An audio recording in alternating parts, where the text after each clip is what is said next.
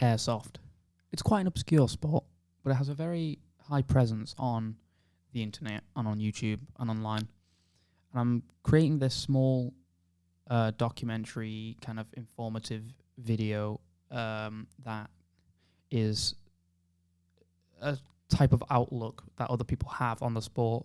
Some people who have played the sport, some people who've never played the sport, and I want to get their opinions, their experiences, and capture them and kind of explain what the sport is.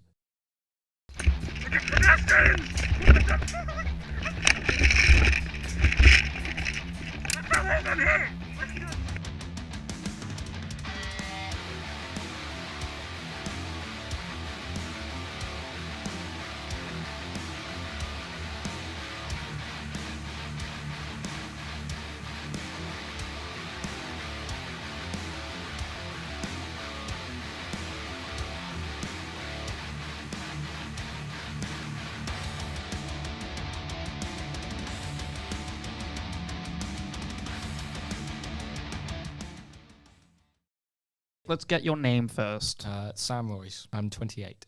Okay, I'll just start off with a normal question. Do you know what Airsoft is, don't you? Yes. Have you ever taken part in the sport before? I treated my sister to a zombie airsoft, which was a Christmas present for her. It's actually a really unique experience. Yeah, it was in Manchester in this abandoned school.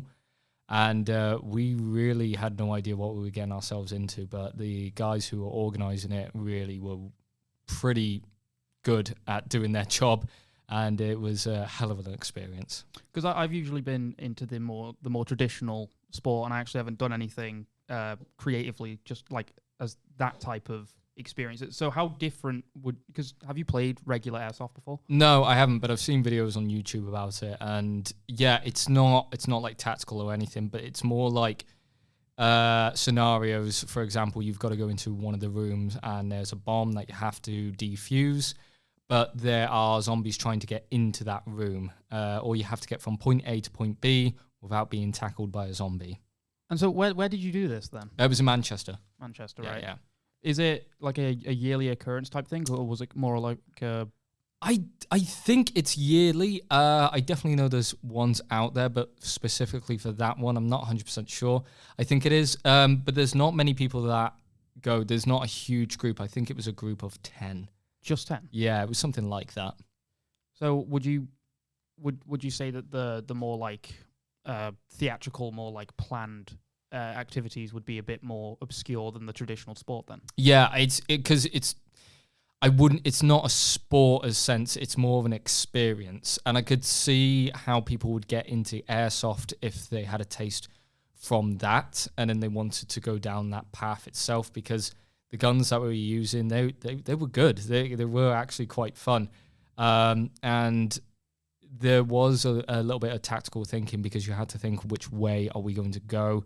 And then you had to put people into different positions. Okay, right, how are we going to overcome this obstacle? So yeah, it was good, but it was not a sport. It was more of a challenge. So is it like a very like team building-esque experience? Oh yeah, definitely. Yeah, definitely team building. But yeah, me and my sister did not survive. I think for me it'd be more of like less of like a tactical experience and more of a panicked experience. Yeah, because I think there was one or two where you timed, especially like the bomb one, because it does have smoke that goes off. So, yeah, if you are not good with claustrophobic areas, obviously hearing zombie sounds, it's probably not for you. So would you say it's very like situational? Yeah, oh yeah, it's definitely situational. You do feel that sense of urgency and panic a little bit in you, but also knowing that it's just a bit of fun. I feel like if anyone likes that zombie concept and then wants to mix it with Airsoft, they should definitely give it a go. So would you be interested in getting into the sport like as it's traditionally played? I probably would, but I would probably be rubbish at it, because I was rubbish at the zombie experience thing. Would you think toward more like doing it as a rented experience? Would you ever go into it as like an actual hobby? It's probably, full honesty, it's probably not for me as a full hobby. But that doesn't mean to say I wouldn't try it out. I generally feel like because I had fun with the zombie experience, I could see myself at least going once or twice to the actual Airsoft itself. I don't think it's something that I would fully go into, but I can understand why someone would go into it. Yeah. Yeah. All right. Well, thanks a lot for that. Did you have a good time? It was good. Did you enjoy it? I cried.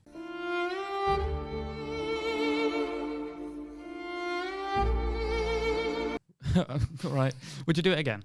Yeah, I probably would actually. Yeah. It actually sounds really fun. I might do it myself. Yeah, I think everyone should do it. Yeah. Zombies, but airsoft. That sounds really fun. Yeah, it was cool. I'd do that. All right. Thanks. Give us your name first. Declan Bailey. You know, before playing the sport, what did you think it was? A bunch of grown people running around with guns that shoot plastic little BBs. And after having played your first game, what do you now know that it is? The exact same thing. Yeah, that is basically my same experience. So, how did you find your first experience? Pretty amazing, if you ask me. I had a lot of fun running around. It doesn't hurt as much as people explain it would be. You've got it feels like a little pinch and then the pain's gone. You can go and continue on with your day. As long as you're wearing the exact measurement of protection gear, you should have a lot more fun. Wearing, all the older stuff that, suggested that you were told. It's a lot of fun, and I highly recommend other people try it out, see what they think about it. So, like from having played at the age of 21, what do you reckon the demographic for the sport would be? Definitely those past the age of 18. You don't want to have kids running around thinking this is a actual thing to do. Little kids can get proper hurt at this. You do see now and again online of even the adults having to pop the BBs out of their own skin like pimples. So it's not for those who are young and fragile. This is something for grown people to do and enjoy. So from your first experience having played, we've obviously got to meet a couple of the people that were there, a lot of the locals. What do you think of the community so far, having met them? It's pretty a decent community. Everyone gets on with one another. From the game we played, it wasn't as bad as you see online with cheaters and the fakes. I did witness my very first speed softer. Absolutely terrifying. It's horrifying. It's really scary. Just the fact that you could look around a corner and you get pelted. That this is why this is something for those who are past the age of 18 plus, if you ask me. If you want to bring your kids to an event like this or a game, do make sure that they are well protected with the gear that you can get. But the community itself is pretty decent. Would you say it's like an affordable sport? With the likes of affordability, I wouldn't recommend it. If you've not got a steady income, I wouldn't recommend it. Because if you want to get your own stuff, even for like a pistol, you are still looking at least £100 per pistol. Unless you can find good sales on and etc. But when you look at like gear and stuff, I have bought myself a pistol and a vest, couple mags, and it cost me something like, I'd probably say just under 200. So you do have to make sure you've got the money for this sort of hobby. But it's like any other hobby, you do need the money to keep yourself within that hobby. Yeah. So I'd say with it being affordable for some people, yes. But for others, that's why I prefer thinking rental is the best way to go for them. The equipment won't be as good as what you can get privately owned, but it's still that to use while you're having fun. Say for like if you're going just for the day, the rental guns are just what you need. All right. Well, thanks a lot for sitting down with me for over 6 minutes talking about this. No problem. Did you enjoy your experience? Yes, I did. Would you do it again? Absolutely. All right, fantastic. Thank you. All right, so first we just get your name. Okay, Finn Carrigan. And how old are you? I'm 20. Okay, so first of all, I just want to get straight into like the actual questions, and it's the first question I asked everyone is how they got into airsoft. Okay. Yeah, well, I was in year 7 in high school, 2015, and then my friend brought it up, and then I decided that I wanted to give it a go. So I went within the next weekend, and I loved it, and I've been doing it ever since, basically.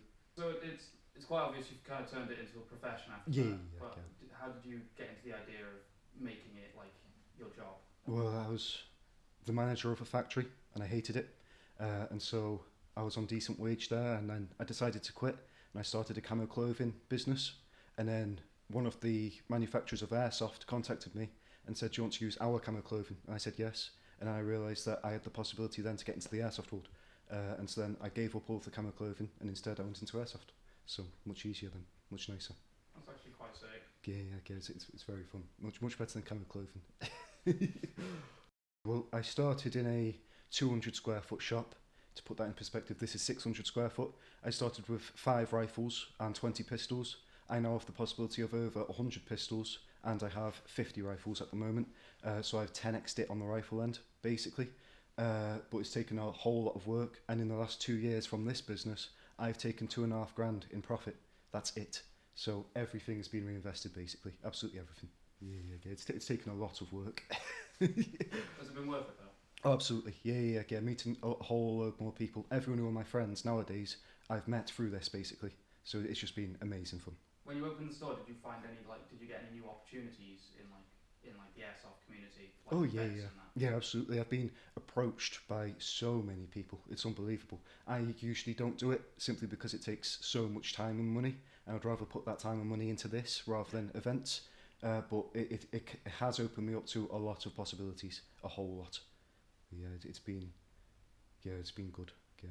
Have you ever been to like events and like sat there with like your own stall and like sold there? I haven't, but I do want to. The only reason I haven't is because I've been running this instead of getting my driving license, so I can't drive. If I could drive, I'd do it all the time. Whenever something came up, I'd be there. But at the moment, I'm relying on mates. I don't want to get them to hire a van and then fill it full of my stuff and then destroy their weekend just for me. So as soon as I can, I will be doing that, definitely. Yeah. The most expensive thing is probably about just one rifle or one item. Yeah. One item. It's going to be a L1A1 SLR. That was like £750. So that was okay. Yeah, that was all right. But yeah. But then not in one item. I had a contract with the army, with 1st Battalion of Welsh Guard, and I dealt with those quite a bit, and that's how I got to this point, was with their contract. I don't like the competitive side. I think it gets too competitive at times. I just like going on a Sunday and relaxing and having fun with mates, basically. That's still what I do. It's just have fun with it. It's mainly just how competitive people get and how it becomes even more of a job than it is now. If you're doing it competitively, it's all you're thinking about. But then when I go to Airsoft, it is all I want to think about, but in a completely different way. I just want to distance myself from everything else. And then if I did it competitively, it's just every part of my life is trying as hard as I can in the airsoft world, and I don't really want that, to be honest. It is definitely fun. I've seen the YouTube videos on it, and I do love it. It seems like a whole lot of fun, but it's just, if I didn't run this, I'd probably do that. But I run this, so yeah, that's basically what it comes down to, really. So you're happy that you made the change from camo clothing to Yeah, definitely. Yeah, it's a much better way of doing things, definitely. Oh yeah, definitely. Yeah. It gets people from all over the country, and then I'm helping out the local sites as well. I'm introducing people from Saltney, the local area. I'm introducing those into the airsoft world. It's growing everyone towards. It's pushing everyone towards the airsoft world. It's growing massively around here, especially around here. We have like 5 or 6 sites within a 10-mile radius, so it's pushing a whole lot of community together. Definitely, yeah. Not at the moment because they have the same connections that I have, but I have got a few ideas about helping them if they help me, basically. I have got a few ideas about working together, networking it, basically. But yeah, that has to stay a little bit of a secret. Yeah, absolutely. Yeah. It only took 7 years as well, from it just being my mate telling me, about airsoft, and I had no idea what it was. Then going home, watching YouTube just like you did, and now I run all of this. So yeah, it was a huge leap in not a lot of time, really, retrospectively. Yeah. There was Northridge just a few weeks ago. So yeah, he was just at a site up north with patrol base. So that was quite good fun. Yeah. You got to meet Northridge. Yeah. So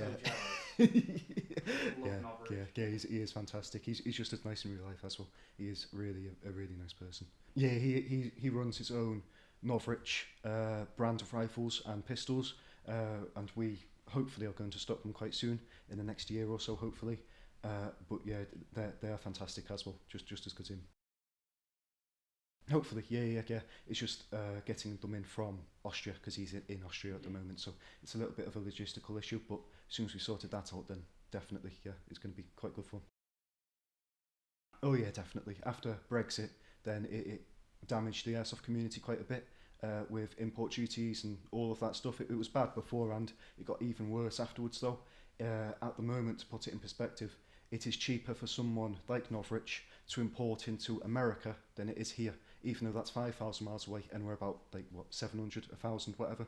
So yeah, it's damaged it quite a bit after Brexit, and it's very, very difficult, and it's even harder the further away you get, so like Hong Kong and that, it gets quite difficult. The business, the way I try promoting it is online as best as I can, but I've gone through a lot of Facebook and Instagram accounts because they don't like airsoft very much for some reason. So in the near future, I'm going into YouTube. I'm going to do exactly like this, but instead of an interview, it's going to be more so talking about a rifle or talking about a pistol, and then saying absolutely everything about it, and then making a full-length YouTube video on it, and then a short-length TikTok and YouTube short on it. And then hopefully that's going to boost the business a lot more.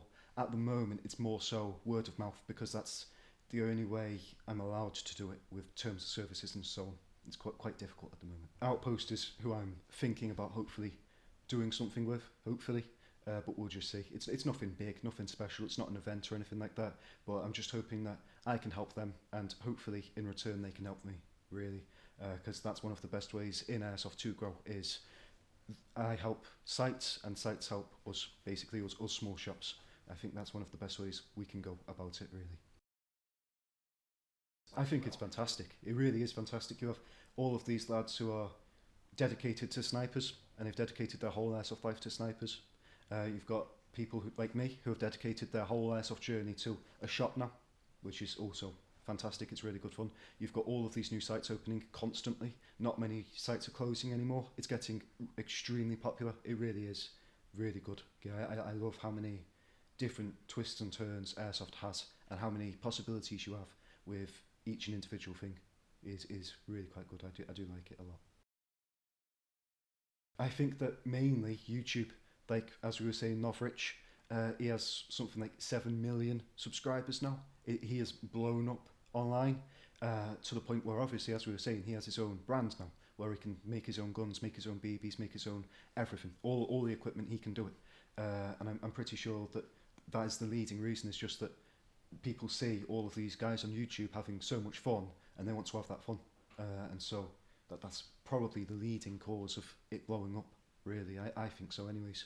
And then lockdown, when everyone was locked inside their house, then they're stuck in front of a computer screen, and then Airsoft pops up, and then after lockdown they're like, well, we've got to try this. So that helped as well, unfortunately, but also kind of fortunately. So it's definitely YouTube, I think. I know lads who are going over to America next year to play, and they shop with me, and they're going to take all of their gear over and play a milsim over in America. And I know that next year as well, another group of people, they're going over to Poland to do the exact same thing. So all of these guys are going all over the world just for this sport, just to play a game, basically. It's fantastic. It really is good. And they aren't competitive in any way. That's just for fun. No problem at all. Thank you.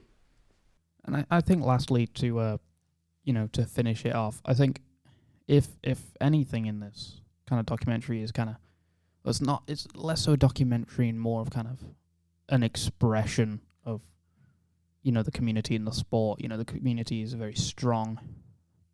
It's very well founded. It's very built upon, and I think that's why it's such a unique experience.